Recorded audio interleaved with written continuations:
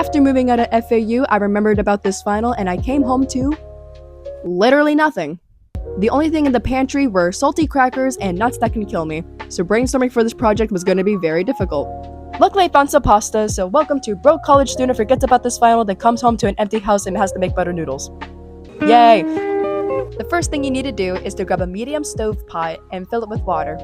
The key is to fill the water all the way up to the 2 little notches on the handle. Next, place the pot on the burner and watch me struggle as I try to turn on the stove. Then you wait 8 to 10 minutes for the water to boil, and sorry for the quality change, my mic just died. When the water is finally boiling, you then grab your pasta and kind of just eyeball it into the pot, but you can measure it if you want to. Then you add a pot cover to avoid any boiling water from overflowing out of the pot. Other people like to use spoons or wooden spoons, but I'm scared and I like to use the pot cover instead. Then you set your timer to 7 to 8 minutes and wait for the pasta to be done. As I was waiting, I was eating my leftover Easter candy, which makes me think I probably should have this instead for dinner. Once the timer is done, then your pasta is ready to be drained, and I loved how I tried filming this, not thinking that I saw my reflection in the microwave the whole time. Now you turn off your stove and remove the pot off the burner so that the boiling water can then now go down. Now you can find a medium or large size strainer and place it in the sink.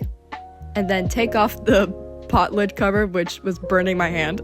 And now you take the pot off the stove and drain it into the strainer so that you can have your pasta. Make sure you shake all the water out of the pasta in the strainer and then you can place it back into the pot. And yes, I filmed this shot putting my phone in my mouth. Next, you grab your butter, which at this moment I realized that we did not have, which was definitely not annoying when I realized that. After searching for butter for literally 5 minutes as my pasta's getting cold, I opened the drawer to find a lot of cheese. Which makes me think, I guess we're going to make mac and cheese now. Fun fact, if you don't have butter or milk, you can use mayonnaise in your mac and cheese. It's weird, but it works. After adding a little teaspoon of mayonnaise, I now stir up the pasta to prepare it to add a little bit of cheese. Start sprinkling in little handfuls of cheese and stirring in between. I just used the whole bag on this shot, but yep.